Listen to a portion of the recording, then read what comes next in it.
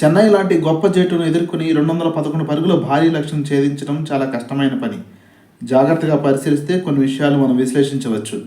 Match తర్వాత CSK captain Ruturaj Gaikwad మాట్లాడుతూ Lucknow back ఎండ్లో బాగా ఆడారని చెప్పాడు.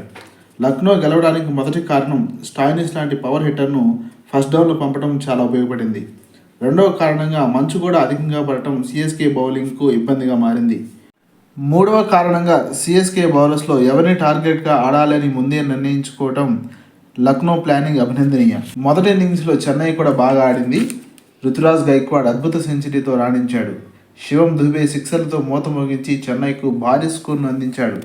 ధోని ఆడిన ఒకే బంతికి 4 పరుగులు సాధించి ప్రేక్షకులకు ఉత్సాహాన్నిచ్చాడు. కానీ ఎల్ఎస్జీ ప్లేయర్ స్టాయినిస్ అద్భుత ఆటతీరుతో సాధించిన 124 పరుగుల ఇన్నింగ్స్ లక్నోకు విజయాన్ని అందించింది.